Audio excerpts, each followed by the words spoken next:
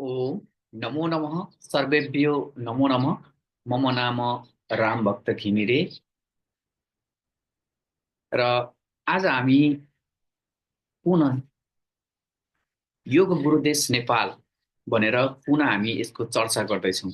यो हाम्रा ऋषिहरूले सन्तहरूले देखाउनु भएको बाटोमा गर्व गर्दै आफू स्वयं त्यही बाटोमा र एक घर एक योगी र समग्र नेपाललाई नै गुरुदेशको रूपमा चिनाउन चाहँदैछौँ।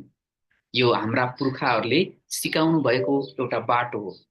त्यसै मध्येमा म आज चर्चा गर्न चाहन्छु प्रेम राई। उहाँको नाम सांसारिक नाम प्रेम राई थियो र उहाँको बिस्तारै बिस्तारै उहाँको जन्म धरान नजिकै भएको थियो। पछि उहाँ धरान आइसकेपछि उहाँले विविध व्यवसाय अनि गृहस्थ कर्मबाट सफलता प्राप्त गरिसकेपछि उहाँमा वैराग्य उत्पन्न भयो र वैराग्य उत्पन्न भइसकेपछि उहाँको गुरु स्वामी प्रपन्नाचार्य र उहाँको वास्तविक नेम हो काले राईबाट उहाँ एउटा गुरुको रूपमा थापिसकेपछि उहाँ दीक्षित हुनुभयो। उहाँ दीक्षित भइसकेपछि उहाँको नाम दीक्षित परम्परा अनुसार त्रिदण्ड स्वामी चतुर्भुज प्रपन्नाचार्यको नामले उहाँ नामाकृत हुनुभयो र उहाँ यसरी एउटा योगीको बाटोमा गइसकेपछि उहाँको सङ्गत प्रसिद्ध राष्ट्रिय तथा अन्तर्राष्ट्रिय रूपमा ख्याति प्राप्त योगी नरहरिनाथको पनि उहाँसँग सङ्गत र भलाकुसारी हुन सक्यो। यस्तै गरी अघोरी बाबासँग सङ्गत हुन सक्यो।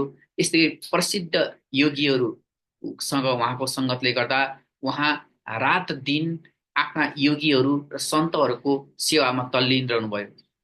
साथसाथै प्रशासनिक क्षेत्रमा र सम्मानित क्षेत्रमा ठुल्ठुला ओहदाका व्यक्तिहरू राजा वीरेन्द्र र त्यस्तै गरी वरिष्ठ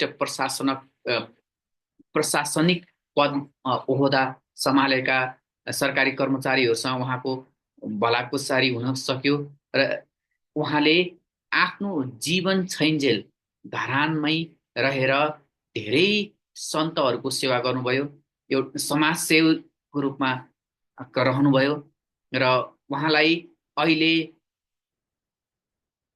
हामी त्रिदण्डी स्वामी चतुर्भुज प्रपन्नाचार्यको नामले चिन्छौँ र उहाँको वास्तविक नेम हो प्रेम राई र उहाँ एउटा सच्चा योगी तपस्वी रहनुहुन्थ्यो र उहाँलाई पनि हामी पछ्याउन सक्छौँ। उहाँले देखाएको बाटो हामी पनि अवलम्बन गर्न सक्छौँ र उहाँ एउटा गृहस्थ परम्पराबाट एउटा वैरागी भएर उहाँ योगी बन्नुभयो। यही नै हाम्रो लागि प्रेरणा रहेको छ र जुन उहाँ योगी परम्परामा रहिसकेपछि उहाँ किराँत परम्पराबाट